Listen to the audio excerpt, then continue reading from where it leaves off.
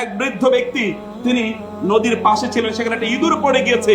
ইঁদুরটাকে তিনি বারবার নদীর থেকে তিনি বাঁচাতে চাইলেন, কারণ এটা মরে যাচ্ছিল। কিন্তু ইঁদুর যখনই তিনি ইঁদুরটাকে রক্ষা করতে যান, তখন ইঁদুরটা তাকে হাতে কামড় দেয়। আবার তিনি ওটাকে রক্ষা করতে যান, আবার হাতে কামড় দেয়, আবার তিনি রক্ষা করেন। একজন লোক এসে বলল, আপনার কি প্রথমবারই আক্কেল হয় নাই? আপনাকে প্রথমবারই কামড় দেন, তখনই তো আপনার you have taken experience and lesson, আপনি তখনই শিক্ষা নেওয়া দরকার ছিল, আবার হাত দেন কেন? তিনি কোনো কথা শুনলেন না, ইঁদুরটাকে সেখান থেকে তিনি রক্ষা করলেন। যখন যাচ্ছেন, ওই লোকটাকে বললেন, আমার চরিত্র তো ইঁদুরের চরিত্র নয়, আমার চরিত্র হচ্ছে মানুষের চরিত্র। ইঁদুর তো দেবে কামড়, আমি তোর কামড় দিতে পারি না। কুকুরের কাজ কুকুর করেছে, কামড় দিয়েছে পায়, তাই বলে কি কুকুরকে কামড়ানো মানুষের শোভা পায়? তা তো না। ওর কাজ ও করেছে। সে অধম বলে আপনি উত্তম হবেন না, তা তো নয়। সে অধম বলে আপনি অধম হতে হবে। প্রিয় ভাই, সে জাহান্নামী হলে আপনি জাহান্নামে যাবেন। সে জাহান্নামে গেলে আপনি জান্নাতে যাবেন না। আপনার কি জাহান্নামে যেতে হবে? আপনাকে জান্নাতে যাওয়ার কোনো আগ্রহ নাই, ইচ্ছা নাই?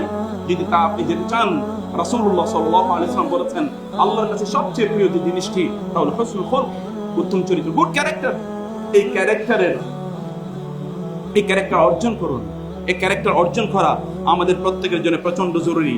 এই জন্য অন্যদের সাথে অন্যদের মতো আচরণ না করে, বরং আপনি অন্যদের সাথে আপনি আপনার চরিত্রে, ভালো চরিত্রে আচরণ করুন। ইসলামের চরিত্রে আপনি তার সাথে আচরণ করুন। যদি খারাপ ব্যবহার করে, আপনি ভালো ব্যবহার করুন। কেউ গালি দিলে আপনি সুন্দর কথা বলুন। কেউ ক্ষতি করলে তার কল্যাণ করার চেষ্টা করুন। কেউ যদি আপনার সাথে দুষ্টামি করে, তাহলে আপনি তার জন্য, কেউ আপনার জন্য বদদোয়া করলে আপনি তার জন্য দোয়া করুন। কেউ যদি আপনাকে দেখে যদি সে হাসি ঠাট্টা করে, তাহলে আপনি তাকে দেখে উত্তম কথা বলুন। কেউ যদি আপনাকে সালাম না দেয়, তাহলে আপনি তাকে সালাম প্রদান করুন। কেউ আপনাকে ধোঁকা দিলে আপনি তাকে ধোঁকা দেবেন না, বরং আপনি তার কল্যাণ করার চেষ্টা করুন। প্রিয় ভাই, আমার মূলনীতি হচ্ছে, যেই ব্যক্তি গুরুত্বপূর্ণ না, তাকে গুরুত্বপূর্ণ করে তুলবেন না। বুঝতে পারেন কিনা? অনেক ইঙ্গিতে বহুত তথ্য আছে। যে গুরুত্বপূর্ণ, তাকে গুরুত্বপূর্ণ করার দরকার নেই, তার আলোচনায় আনার দরকার নেই। Ignore him. Ignorance is the best strategy. Ignoring the ignobles is the best strategy.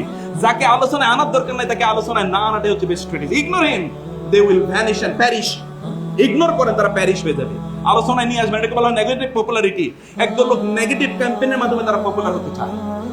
আপনি তাকে আলোচনা করেন, আমি তাকে জীবনও চিনতাম না, আপনার আলোচনার কারণে এবার আমি তাকে চিনলাম, এখন আমিও তাকে নিয়ে আলোচনা শুরু করে দিলাম। You are making him popular. আপনি তাকে পপুলার বানালেন, দরকারই ছিল না পপুলার বানানোর। কোন দরকার? Ignore them. এই গোটা পৃথিবীকে ইসলাহ করার দায়িত্ব আপনার না। আপনি আপনার সারাউন্ডিংকে ইসলাহ করুন, তাইলে দেখবেন যে আমাদের তো এখানে মূল ফিলোসফিক্যাল প্রবলেম এই জায়গায়। আমরা এই করব, কিন্তু নিজের কোনো খবরই নেই। নিজের পরিবার, নিজের আত্মীয়স্বজন, এই জায়গায় ইসলাম নাই, অন্য জায়গায় ইসলাম নিয়ে আমরা টানাটানি করছি। This is our problem. Ignore them. সালফে সালেহিন, ওমর ইবনে আব্দুল আজিজ, আপনার নাম শুনে থাকবেন, ওমর ইবনে আব্দুল আজিজ, দ্বিতীয় ওমর। আহলুস সুন্নাহ ওয়াল জামাআহ যাকে পঞ্চম খলিফা এর মর্যাদা প্রদান করে থাকে, ওমর ইবনে আব্দুল আজিজ রাহিমাহুমুল্লাহ। তাকে এক ব্যক্তি বকাঝকা করছিল, তিনি কিছুই বলেন না। তিনি তাকে লক্ষ্য করে বললেন, আমি যদি আপনার স্থানে হতাম, তাহলে আপনি আমাকে একটা বলে আমি আপনাকে 10টা বলতাম, কারণ আপনি আমিরুল মুমিনিন আর আমি সাধারণ মানুষ, আমি 10টা বলতাম। আমিরুল মুমিনিন বললেন, বরং আমি যদি তোমার স্থানে হতাম, তাহলে তুমি আমাকে 10টা বললো, আমি একটা বলতাম। This is your character. This is the character of your predecessors. আপনার পূর্বপুরুষদের চরিত্র ছিল এটা। আপনি কোন চরিত্র লালন করেছেন? আপনি তো ইট মারলে পাটকেল কি খেতে হয়, ছোটবেলা থেকে এটা পড়ে এসেছেন। এবং আপনাদের ক্যারেক্টার, আমাদের ক্যারেক্টার এরকম, আমাদের চরিত্র এরকম, আমাদের ভাষার মধ্যে এরকম আছে, টিট ফর টেট। ইট মারলে পাটকেল খেতে হয়। কেউ আপনাকে পানি ছিটা দিয়েছে, আপনি তখন তাকে কি করলেন? বৈঠে দিয়ে আপনি তাকে আঘাত করলেন। এটাই তো আমার ক্যারেক্টার। কেউ আপনাকে গালি দিয়েছে, আপনি তার বংশ পর্যন্ত শেষ করে দেবেন। এটাই তো আপনার এবং আমার ক্যারেক্টার ডেভেলপ করেছে। অথচ রাসূলুল্লাহ সাল্লাল্লাহু আলাইহি ওয়াসাল্লাম, তাদের অবস্থা কি ছিল? যে আমাদের যা হওয়া দরকার, তো হচ্ছে কবি যেরকম বলেছেন, কুল্লিন নাখিলি আনিল আহআদি মুরতাফিআন, বরং তুমি খেজুর গাছের মতো হয়, যা অনেক অনেক উঁচু।